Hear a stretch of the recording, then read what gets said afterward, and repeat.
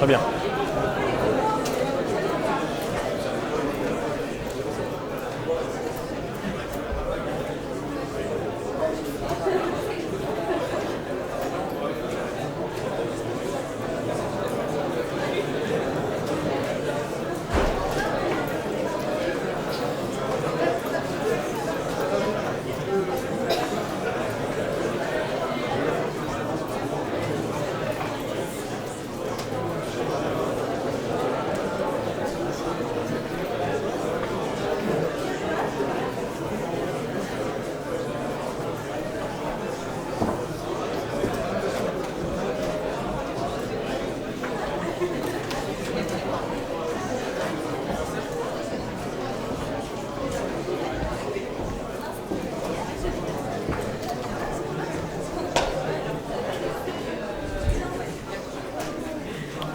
Bonjour à tous.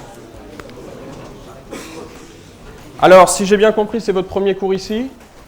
Donc, vous n'êtes pas encore familier de tout le jargon qu'on emploie ici à l'école, donc ne vous inquiétez pas, ça va bien se passer.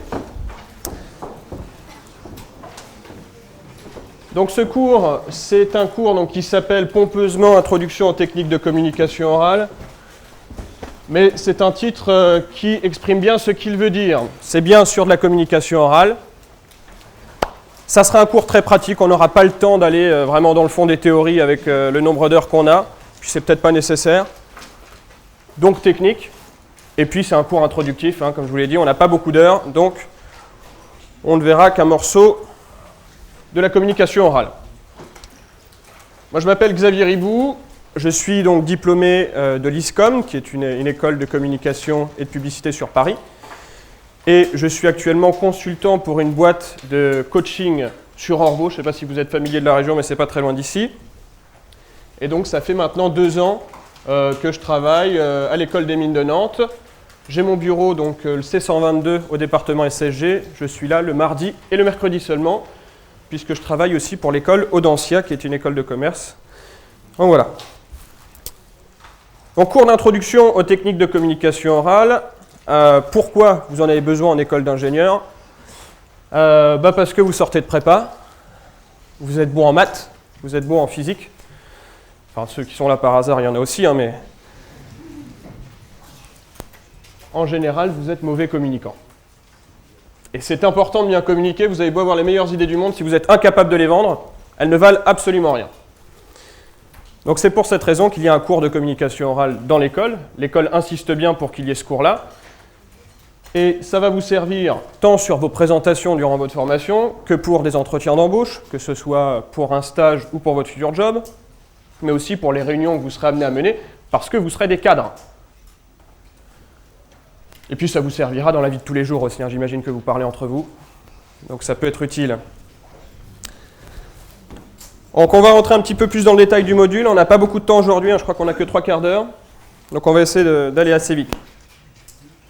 L'UV, premier acronyme, c'est-à-dire unité de valeur, c'est les noms des cours ici. Hein. On aime bien tout ce qui est acronyme. Donc 80 heures à l'emploi du temps, je vous ai dit on n'a pas beaucoup de temps, dont 25 heures avec moi, donc en amphi. Pendant ces 25 heures, ça sera essentiellement de la théorie. Il y aura 12 heures de conférences avec des intervenants extérieurs, donc ça sera des conférences de 4 heures. Je compte sur votre présence. Encore plus que, enfin je compte sur votre présence en général, mais sur les conférences, ce sont des gens qu'on paye, qui viennent de l'extérieur, qui font souvent des longs déplacements. Donc par respect pour eux, j'aimerais que vous veniez en avance. Vous aurez 40 heures de TP, je vous l'ai dit, hein, ça sera un cours très pratique.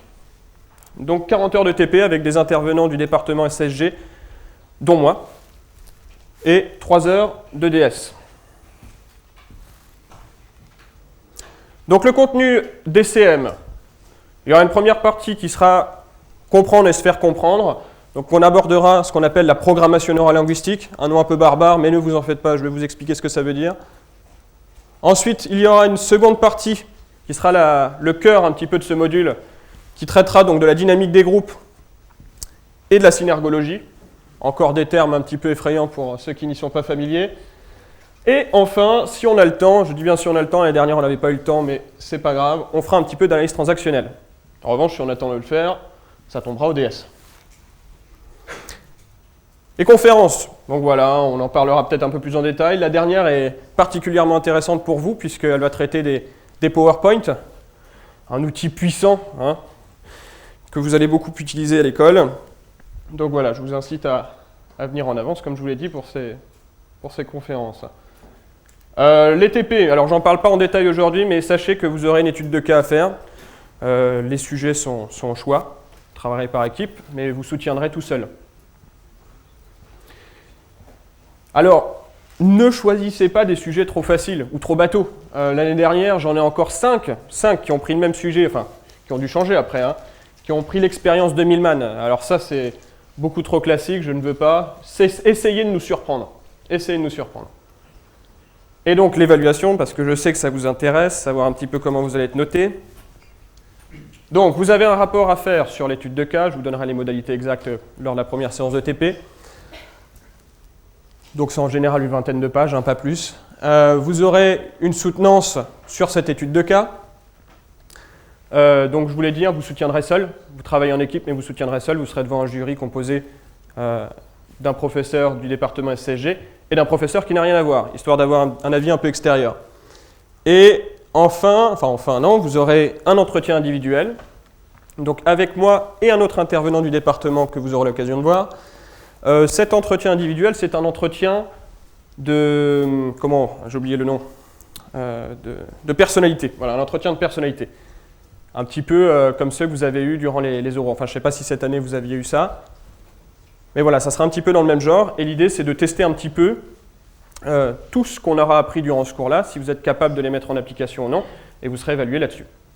Et enfin, un DS final, donc de 3 heures, qui portera sur l'ensemble du cours, donc sur les conférences aussi, sur les CM et aussi sur les livres que je vais vous présenter.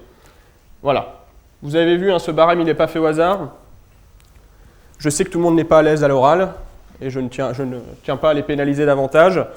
Vous avez 40% qui sont de l'oral pur, ici. Donc ça veut dire qu'il vous reste 60% pour vous rattraper sur l'écrit. Mais il faut travailler. Parce que c'est vrai que l'année dernière, il y en a qui n'ont pas travaillé, qui se sont retrouvés à faire des rattrapages. C'est pas souhaitable. Si vous voulez pas revenir en août pour rattraper, si vous voulez avoir des longues vacances, il vaut mieux travailler. D'ailleurs, à ce propos, vous avez possibilité de perdre des points si vous n'êtes pas présent au cours et que ce n'est pas justifié lors d'une absence. De même, je n'accepte pas les retards de plus de 5 minutes. Donc ça veut dire retard plus de 5 minutes, absence, donc moins 1 point sur le DS final. Mais vous avez également possibilité d'avoir des points de bonification. Il m'arrive de temps à autre de ramasser vos notes et de regarder si elles sont prises correctement. Et donc, quand elles sont prises correctement, je peux mettre des points de bonification. Donc, ce qui m'amène à vous dire que je ne mets pas les slides à disposition, qu'il faut prendre des notes et que tout n'est pas marqué dans les slides. Donc, je tiens à ce que vous soyez attentifs à ce que je dis parce que ça peut tomber au DS.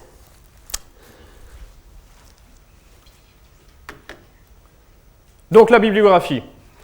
3 ouvrages incontournables, Les secrets de la communication, Bandler et Grinder, les fondateurs de la programmation neurolinguistique, 1970.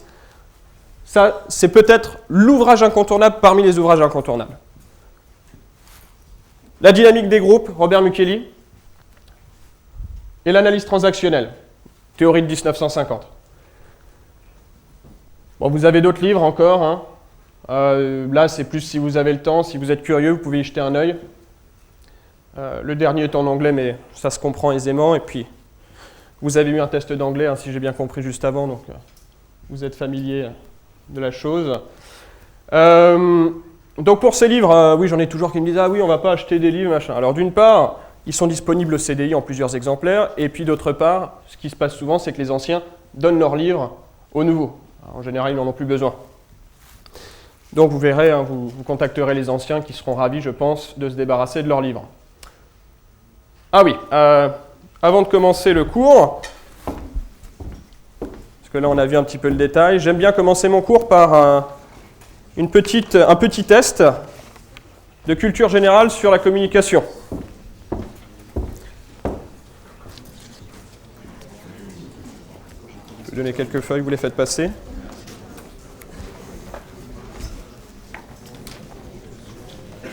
Ici.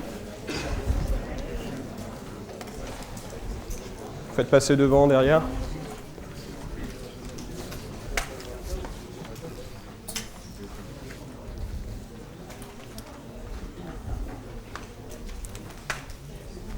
Donc vous disposez de 5 minutes pour faire ce petit test. Et s'il vous plaît, on ne discute pas. C'est pas la peine de tricher pour ce test.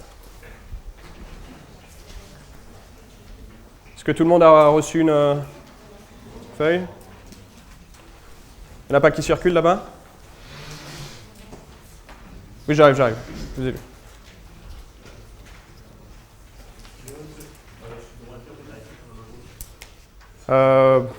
Bon, c'est pas grave, tu peux ne pas passer le test. Bon, du coup, tu n'auras pas de point de bonification à ton DS, quoi. Enfin, pas de bol.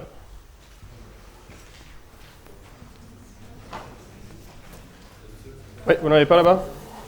Alors, il y en a quelques-unes. Est-ce qu'il y a des feuilles en trop quelque part? Ouais.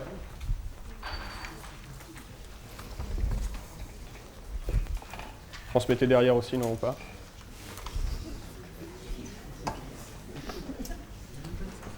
Il en manque une là-bas?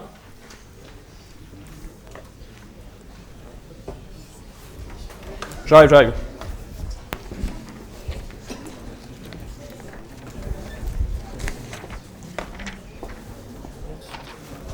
S'il vous plaît, on parle pas.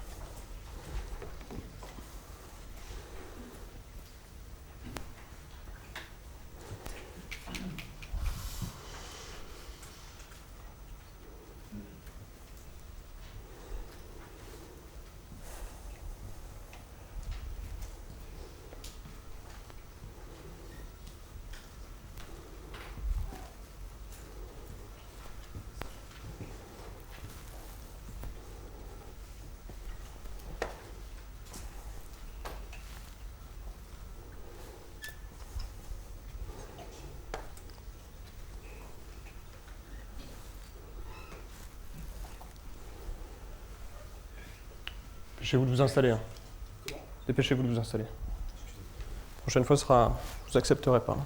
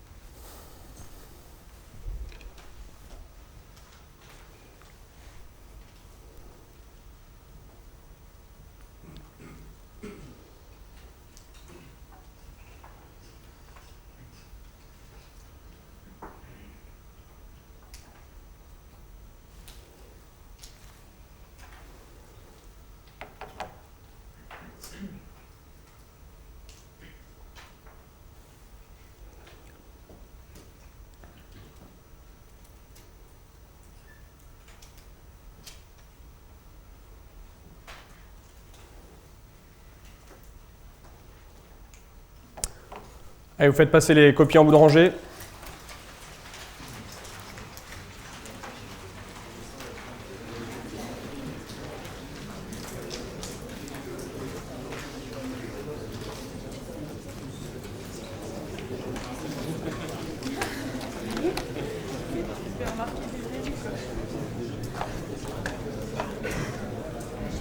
Merci.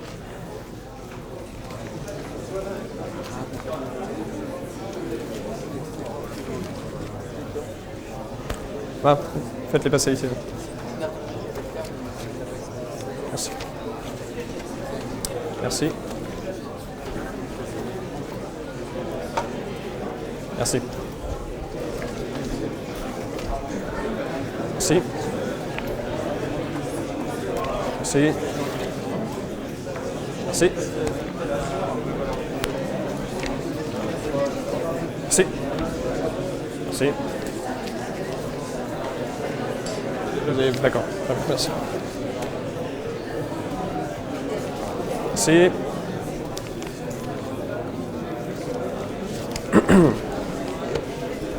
S'il vous plaît. Donc ne vous inquiétez pas, en général, c'est raté chaque année. L'idée, c'est de savoir un petit peu si vous avez des connaissances sur la communication orale et quels sont ceux qui en ont. Je vous ai dit, les meilleures notes auront des bonifications sur leur DS. C'est normal de récompenser ceux qui ont voulu s'instruire un petit peu sur le sujet avant. Moi, je fais cette interro du coup pour cette raison, aussi pour deux autres raisons. D'une part, ça me permet de faire l'émargement. Je ne vais pas faire l'appel. Je vois qui est là, qui ne l'est pas. Et c'est aussi une bonne manière d'introduire mon cours. Vous verrez qu'on va répondre à toutes les questions de l'interro aujourd'hui. Donc ce sont les basiques. Du coup, je vais commencer par un petit préambule. Je vais commencer par deux postulats qu'il est important que vous acceptiez très vite parce que ça va être la base de ce cours. Le premier concerne la décomposition du message. Quand on parle de message, c'est quand on interagit avec quelqu'un, c'est ce qu'on lui envoie, un message. Le message est décomposé en deux grandes parties. On appelle le message verbal, donc le langage verbal, et le langage non verbal du coup. Et ce langage non verbal est subdivisé lui-même en langage vocal et langage corporel. Le langage verbal, c'est grosso modo tout ce que vous pouvez écrire sur un papier sans mettre la ponctuation, c'est le fond. Le langage vocal, c'est l'intonation que vous allez mettre dans votre voix, le rythme, la respiration, le volume, tout ce genre de choses qui vont moduler votre voix. Et le langage corporel, ça va être votre gestuelle au niveau du corps, mais aussi au niveau du visage. Vous avez déjà dû entendre des expressions comme micro-expression dans les séries télé, ce genre de choses. On en parlera un petit peu. Et à votre avis, quelle part représente chacune de ces composantes dans le message? À votre avis, le langage verbal, ça compte pour combien dans le message? Qu'est-ce que vous dites? 30%? Donc vous êtes en train de dire que la forme est plus importante que le fond. La forme compte pour 70%.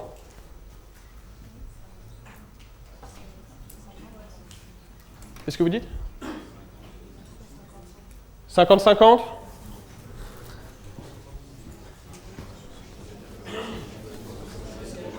Le message verbal représente seulement 7% du message. 7%. Vous vous rendez compte? Tout est dans la mise en forme. Le fond importe peu. Vous pouvez avoir les pires idées du monde, si vous savez les vendre, elles passeront. Il y a une enquête qui a été faite par le MIT. Ils ont fait une expérience où justement ils observaient des personnes en négociation sans les entendre. Dans 85% des cas, ils étaient capables de déduire l'issue de la négociation. Le langage vocal représente 35% du message et le langage corporel presque 60% du message corporel. Et c'est ça qu'on va étudier pendant ce cours. Le langage corporel, essentiellement. Parce que c'est le plus important. Et ça va m'amener au deuxième postulat, qui est l'universalité du langage corporel. Celui-là, vous avez beaucoup plus de mal à l'admettre. Le langage corporel est universel. Ça paraît un petit peu fou. Il y en a toujours qui me disent « Mais oui, mais regardez, culturellement, en Inde et puis en Afrique du Sud, on ne fait pas du tout les mêmes gestes pour exprimer les choses. » C'est faux! Je reviens d'un voyage en Italie, par exemple, là-bas, pour exprimer leur appétit, ils font comme ça. Ouais, on ne fait pas ça en France.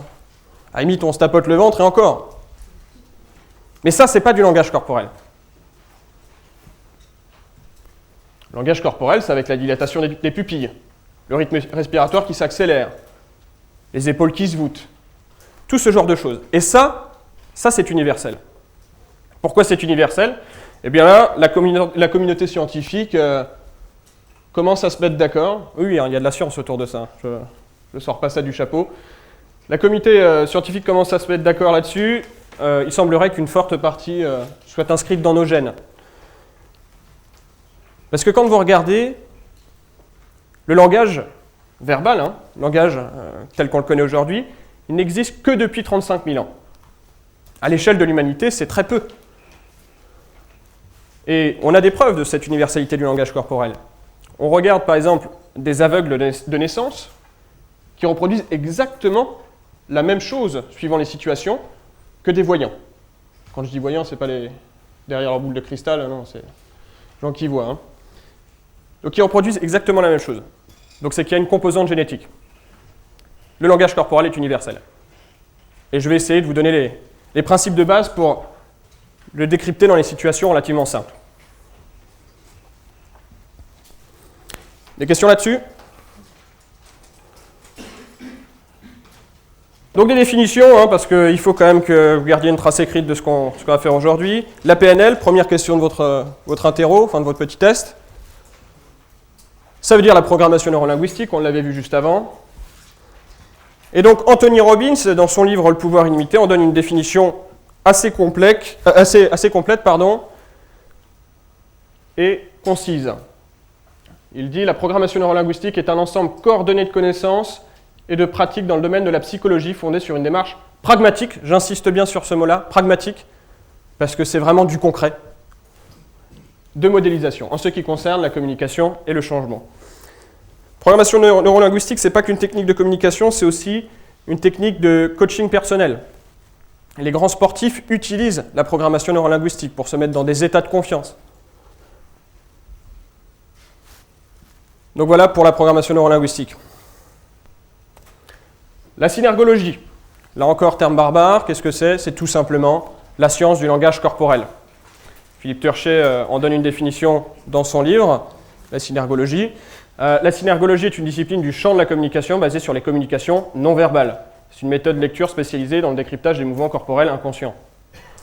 Alors lui, il ne fait pas la distinction entre langage corporel et langage non verbal, je la fais, puisque je vous l'ai dit tout à l'heure, il y a aussi le langage vocal, la communication non verbale, et lui, il se concentre uniquement sur le langage corporel.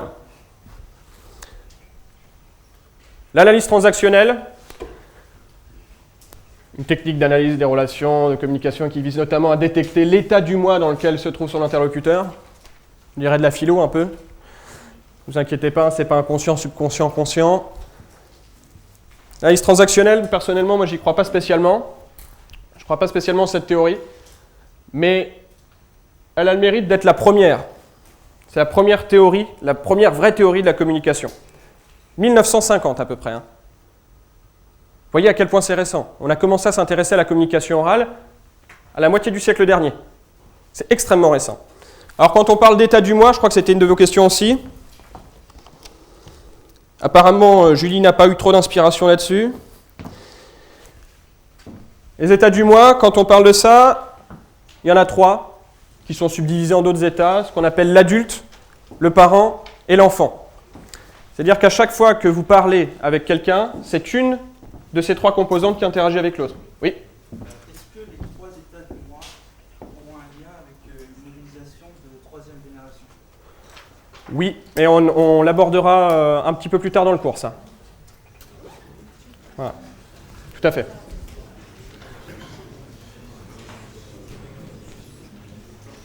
Donc quand vous interagissez avec quelqu'un, vous pouvez parler adulte-adulte, vous pouvez parler parent-enfant. C'est rare d'avoir des rapports adulte-enfant ou adulte-parent. Un exemple, vous faites une soirée, je pense que vous avez l'habitude, il peut arriver que quelqu'un vous dise il va falloir peut-être que tu arrêtes de boire maintenant. Parents, enfants. C'est comme ça qu'ils ont décrit les relations, les transactions, c'est pour ça qu'on appelle ça l'analyse transactionnelle, les transactions entre les personnes. Une petite chronologie, hein, puisque je vous l'ai dit, c'est très récent, donc 35 000 ans avant Jésus-Christ, apparition du langage, on commence à en être de plus en plus sûr. 1950, analyse transactionnelle, Eric Berne. 1965, Tuckman, fameuse question, dans quelle discipline on a les Tuckman Stages, c'est en dynamique des groupes. 70, programmation neurolinguistique, peut-être la plus grande avancée en communication orale. 1996, la synergologie. 96. C'est extrêmement récent. Extrêmement récent.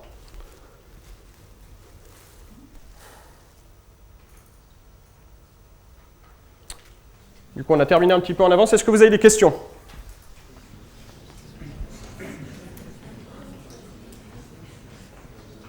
Oui ? Non, je ne donne pas mes diapositives. Oui ? Celle sur les dates ?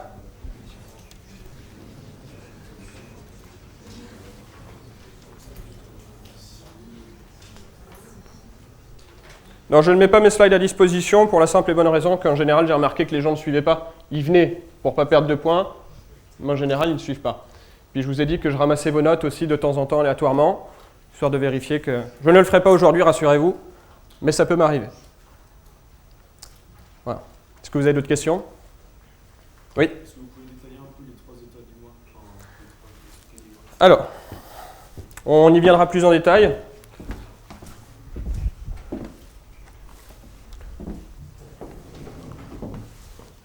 Mais grosso modo, c'est comme ça que c'est représenté en général. Vous avez ici l'adulte, le parent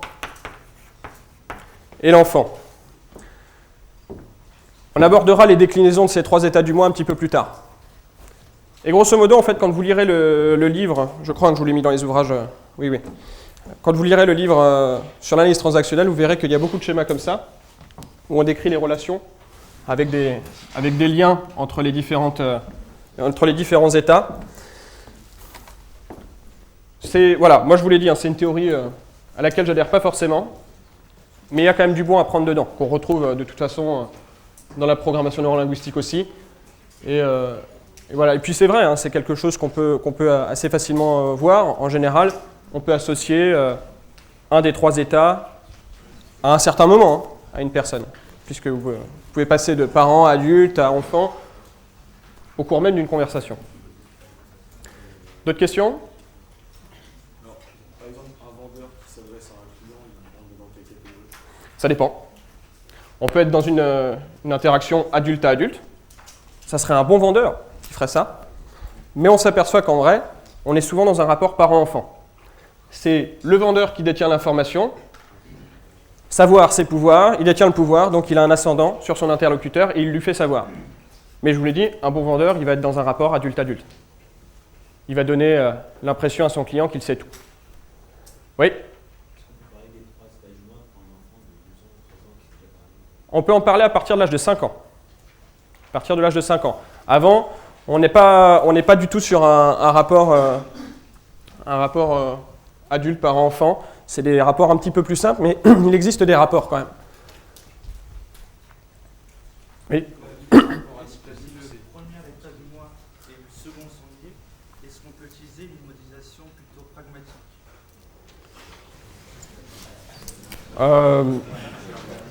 Qu'est-ce que vous entendez par pragmatique exactement ? Plutôt un système épistémologique. Oui. Oui, mais ça retire en rien. Ça retire en rien la théorie qu'il y a derrière. Même si on est sur du. Là, je vais vous dire, en fait, c'est l'analyse transactionnelle ne nous donne pas spécialement d'outils pour communiquer. L'analyse transactionnelle nous donne un décryptage de la communication. C'est pour ça qu'on ne va pas y passer non plus des heures sur l'analyse transactionnelle. C'est intéressant que vous l'ayez en tête, mais ce n'est pas ça qui va vous aider spécialement à communiquer. Donc on verra ça à la fin du cours. On parlera peut-être un petit peu plus en détail de ça, mais si vous voulez, vous pouvez passer dans mon bureau. Je suis ouvert à la discussion. Oui. Quand vous dites tout à l'heure qu'un bon vendeur, s'il est en relation avec ta vue, s'il a reçu de faire croire à l'acheteur qu'il va être... Il faut qu'il se mette sur un pied d'égalité. Et en général, un bon vendeur va donner l'impression au client qu'il en sait plus. Si c'est que de l'apparence, c'est pas par enfant. Enfin, c'est pas... Non. Parce que à ta vue, on pourrait penser que c'est vraiment d'égal à égal. Oui. Non, mais justement, et après, comme je vous l'ai dit, il y a des déclinaisons. On l'abordera plus tard aussi. Voilà, après, hein, vous verrez, sur la PNL, on s'appuie vraiment sur la communication pure. Et on va plus aborder la PNL d'Anthony Robbins, qui l'a pris un petit peu à sa sauce, et qui, lui, a rajouté de l'hypnose ericksonienne. Je ne sais pas si vous êtes familier de ce qu'est l'hypnose ericksonienne. Ça y est, on commence à partir dans les sciences divinatoires, l'hypnose, tout ça. Non. C'est parfaitement sérieux. Ce qu'on appelle l'auto-hypnose aussi. C'est-à-dire qu'on est capable de se mettre dans des états sur commande. Donc je vous parlais des sportifs qui se mettent dans des états de confiance. Et la confiance, vous allez voir que c'est très important dans la communication orale. Si vous n'êtes pas en confiance, vous n'arriverez pas à communiquer correctement. Bon, après, le meilleur moyen pour décrypter l'autre, pour savoir ce qu'il pense, ça reste la télépathie. Mais là, je ne vais pas l'aborder dans ce cours-là, puisque la théorie n'est pas complètement élaborée. Et donc, on va se contenter de PNL, synergologie, ce genre de choses. D'autres questions? Oui? Vous avez dit que ce signe-là, ce n'était pas un langage corporel. Non. Si, j'ai dit ça, mais ce n'est pas un langage corporel. C'est un geste culturel, mais ce n'est pas du langage corporel. C'est pas du langage. Non. Si, c'est du langage, mais on ne l'associe pas au langage corporel. C'est du geste culturel. De même que les Indiens font comme ça pour dire oui. C'est du geste culturel. Oui?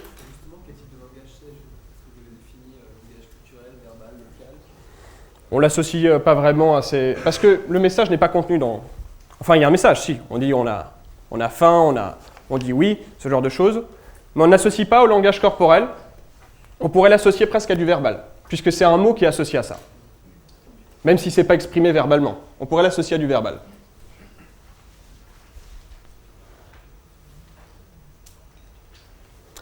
Vous avez d'autres questions ? Travaillez bien sur ce module parce que l'année dernière, je crois que j'ai une trentaine de rattrapages. Donc ils sont tous revenus en août. C'est pas forcément idéal. Surtout que les rattrapages ne sont pas forcément plus évidents que les DS. C'est des entretiens de personnalité, un petit test à la fin aussi. Donc je vous conseille d'éviter ça. D'autres questions? Oui? J'ai du mal à distinguer, vous avez parlé de langage verbal, langage vocal, Oui. et j'ai du mal à distinguer les deux. Verbal, c'est tout ce que tu peux mettre sur papier sans mettre la ponctuation, grosso modo. C'est le contenu de ce que tu vas dire. Langage vocal, ça va être le volume de ta voix, le nombre de pauses que tu vas avoir, le fait que ce soit rapide, enfin le rythme, grosso modo, la fréquence, ce genre de choses. Ça, c'est du vocal. Tu peux détecter si quelqu'un est en colère juste à sa manière de parler, sans pour autant comprendre sa langue.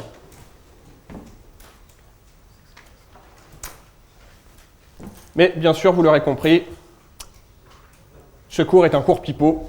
Ce n'est pas un vrai cours. Je suis élève en dernière année à l'école. Il y a une caméra ici, tout a été filmé.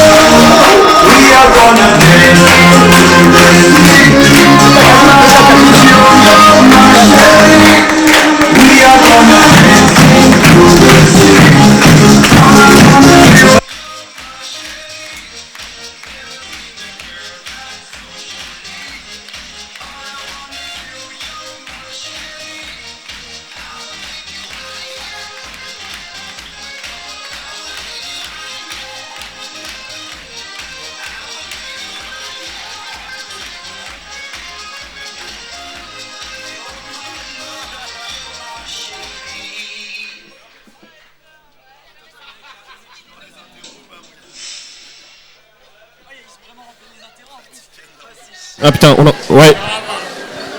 Bon par contre le... Putain on n'entend rien. Hein.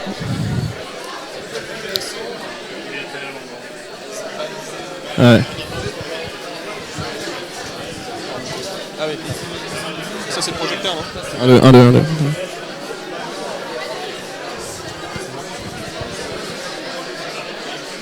Bon par contre le cours que vous aurez après est un vrai cours, donc vous faites pas piéger. Ouais, je vais laisser la parole à... Dorian, tu voulais dire quelque chose? Non? Non? Rien de spécial?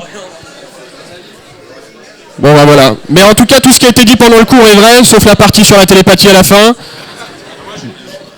Donc si vous voulez des trucs sur la communication orale, j'ai tous les bouquins chez moi, voilà. N'hésitez pas. On se voit ce soir pour le cabaret.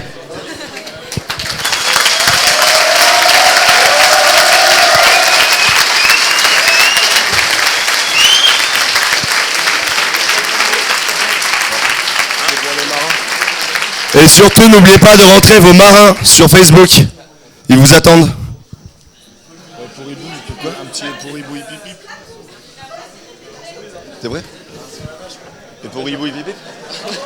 Tac, tac, tac. C'est entendu? Qui est là? Ribou.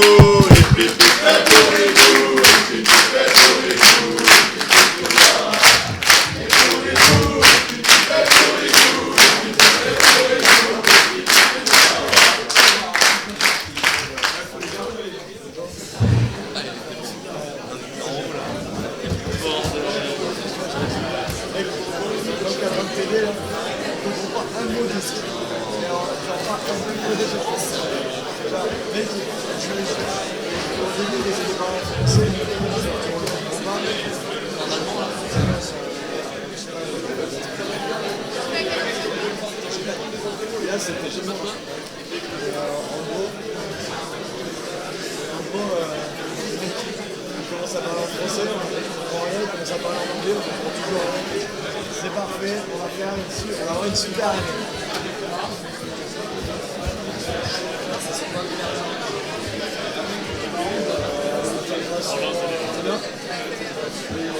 Il a vraiment pas. Il a pas été méchant. Il a invité personne, il peut avoir. Il était sur le thème, genre les mecs. D'accord? Oh ouais, c'est des personnes qui étaient en mode.